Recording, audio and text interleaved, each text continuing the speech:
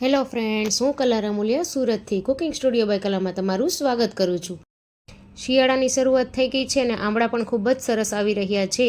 તો આજે આમળામાંથી એક રેસીપી સરસ મજાની, જે આમળા કેન્ડી પણ કહેવાય છે અને આમળાની ગોળીઓ પણ કહેવાય છે, જે બધાને ખૂબ જ પસંદ આવતી હોય છે, તો તેની રેસીપી બતાવીશ।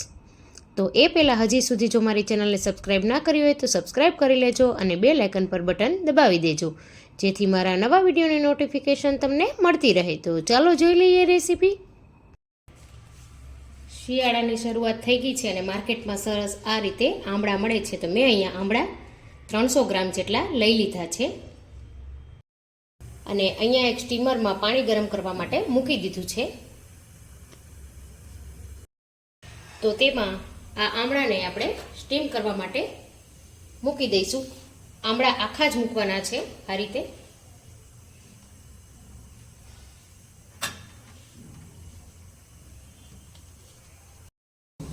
તો આ બધા જ આમળાને આ રીતે ગોઠવી તેના પર ઢાંકણ બંધ કરી આપણે રાખી દઈશું। 15 થી 20 મિનિટ પછી તમે જોઈ શકો છો કે આમળાનો કલર સરસ બદલાઈ ગયો છે અને સરસ બફાઈ ગયા છે। તો હવે આપણે ગેસ બંધ કરી આ આમળાને ઠંડા પડવા દઈશું।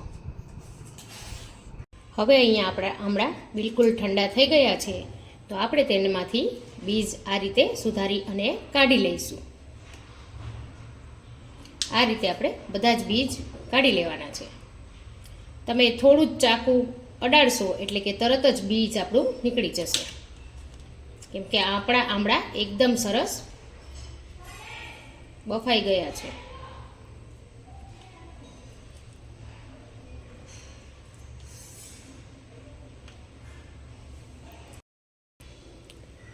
તો અહીંયા આપણે બધા જ આમળાને આ રીતે ખોલી અને અંદરથી બીજ આપણે કાઢી લેવાનો છે।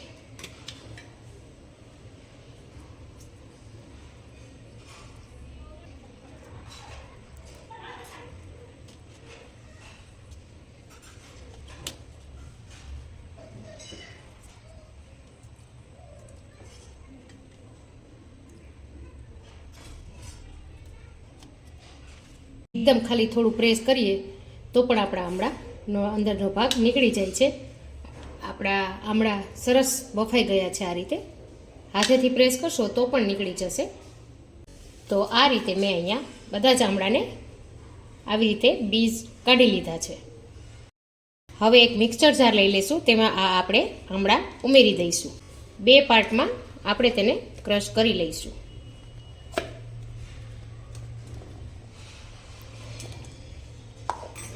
અત્યારે આને આપણે પાણી વગર જ પીસવાના છે। આ રીતે પીસતી વખતે જો તમારા આ રીતે થોડું પીસાઈ ના રહ્યું હોય ને આવી રીતે અધકચરું રહેતું હોય તો આમાં તમારે અત્યારે પાણીની જગ્યાએ ગોળનો ઉપયોગ કરી લેવાનો છે, અથવા તો ખાંડનો ઉપયોગ કરવાનો હોય તો ખાંડનો ઉપયોગ કરી લેવો। થોડો ગોળ કે ખાંડ અત્યારે ઉમેરશો તો પીસવામાં ખૂબ જ સરળતા રહેશે। તો હું અહીંયા 1 ચમચી જેટલો ગોળ ઉમેરી દઉં છું આશરે, અને પાછું તેને પીસી લઉં છું। હવે આપણું આ રીતે મિશ્રણ પીસાઈ ગયું છે અને કોઈ કણી કે કટકા રહી ગયા હશે તો ચાલશે।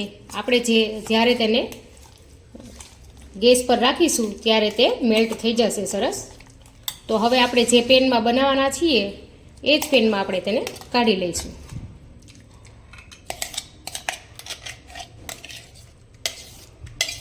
પાણી ઉમેરો તો પણ ચાલે, પણ જેટલું પાણી તમે ઉમેરશો એટલી વાર વધારે તેને ગેસ પર ચલાવવું પડશે,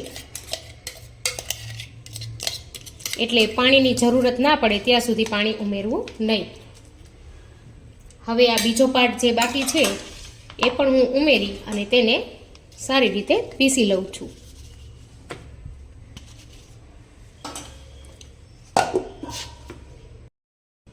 તો આ મિશ્રણ મારે બીજી વાર પણ અહીંયા પીસાઈ ગયું છે।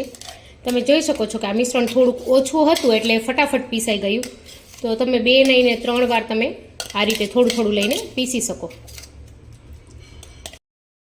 તો આપણું બધું જ મિશ્રણ આ રીતે પીસાઈને રેડી થઈ ગયું છે। તો હવે તેમાં જેટલું મિશ્રણ છે તેટલો ગોળ અથવા તો ખાંડ તમે કોઈ પણ વસ્તુ લઈ શકો. 1 કપ જેટલું મિશ્રણ હોય તો 1 કપ જેટલો આપણે ગોળ લેવાનો છે. અહીંયા મેં ગોળનો ઉપયોગ કર્યો છે. તમે ખાંડનો પણ ઉપયોગ કરી શકો. હવે આપણે ગેસની ફ્લેમ ચાલુ કરી આ મિશ્રણને ધીરે ધીરે આ રીતે ગોળ સાથે મિક્સ કરતા જઈશું.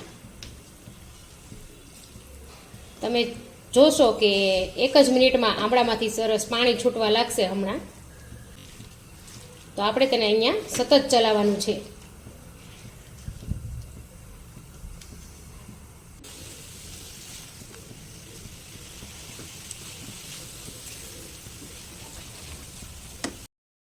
તમે જોઈ શકો છો કે જેમ જેમ આપણું મિશ્રણ ગરમ થાય છે તેમ તેમ ગોળ પણ સરસ તેની સાથે મેલ્ટ થતો જાય છે. થોડી વાર ચલાવીશું એટલે મિશ્રણનો કલર ચેન્જ થતો જશે. તમે જોઈ શકો છો કે જેમ જેમ મિશ્રણ આપણે તેને ચલાવીશું આમાં એમ એનો કલર ચેન્જ થતો જશે. જો ગોળ વધારે થોડો બ્લેક કલર ઉપર હશે તો તરત જ તમારું મિશ્રણ પણ બ્લેક કલર ઉપર થઈ જશે. આ રીતે તમારે કોઈ ગોઠલી હોય તો તેને ભાંગી નાખવી.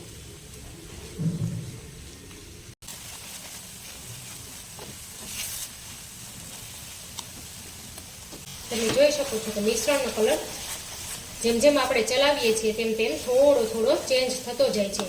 આ રીતે કોઈ તમને ગાંઠા દેખાતા હોય તો તેને તમે આ રીતે પ્રેસ કરશો તો તે તરત ભાંગી જશે. જોઈ શકો છો તમે.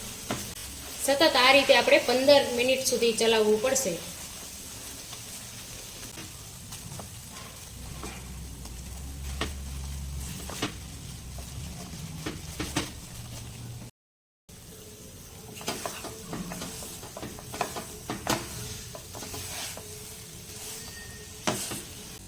હવે એમાં હું 1 ચમચી જેટલી કોર્નફ્લોરની સ્લરી ઉમેરી દઈશ.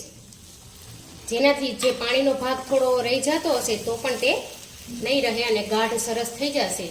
ત્યારબાદ તેમાં આપણે થોડા મસાલા ઉમેરવાના છે, તે પણ ઉમેરી લઈએ. જેમાં અડધી ચમચી જેટલો મરીનો પાવડર,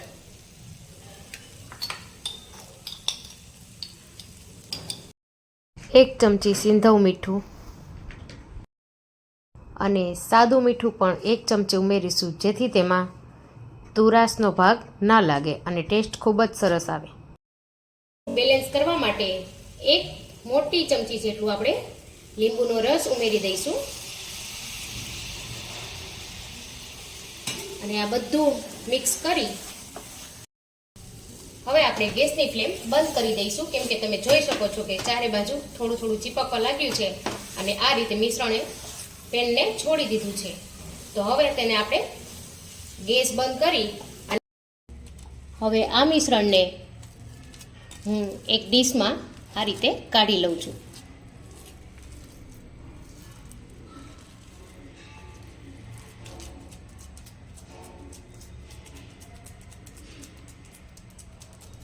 હવે તેને આપણે ઠંડુ પડવા દઈશું. સૂંઠ પાવડર નાખું છું અહીંયા 1 ચમચી જેટલો, જે પહેલાં સાથે જ નાખવાનો હતો.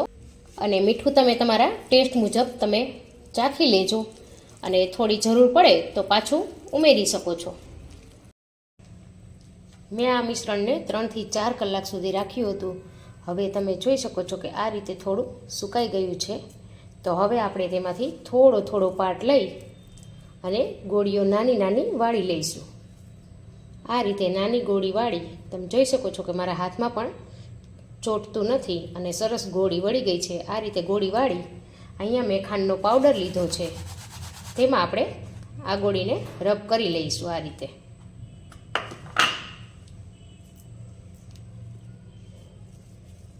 તમે તમારા સાઈઝ મુજબ નાની મોટી કોઈ પણ સાઈઝની ગોળી આ રીતે બનાવી શકો છો.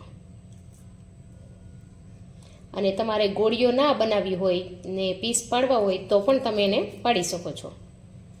આ રીતે તમે બધી જ ગોળીઓ બનાવીને રેડી કરી લેવાની છે. અને આ ગોળીઓને તમે 1 વર્ષ સુધી સ્ટોર કરી શકો છો.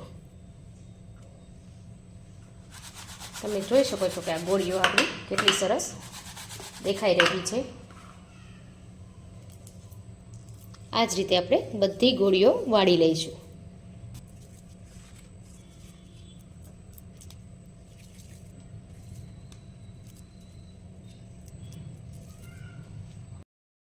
હવે આ ગોળીઓ બનતી જાય તેમ આપણે તેને આ રીતે ખાંડના પાવડરમાં રગદોળી અને એક બાઉલમાં કાઢતા જઈશું.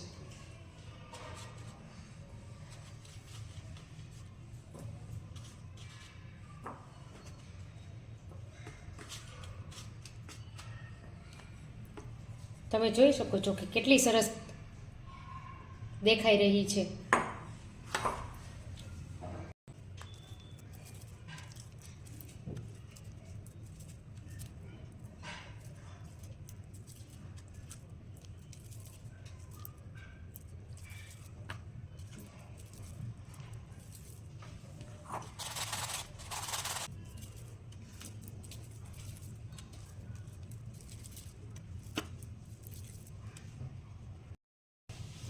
તો તમે જોઈ શકો છો કે આપણી બધી જ ગોળીઓ આ રીતે બનીને તૈયાર થઈ ગઈ છે અને કેટલી સરસ બની છે. તમે જોઈ શકો છો કે બિલકુલ બજાર જેવી જ, ખાવાની ખૂબ જ મજા આવી જાય તેવી.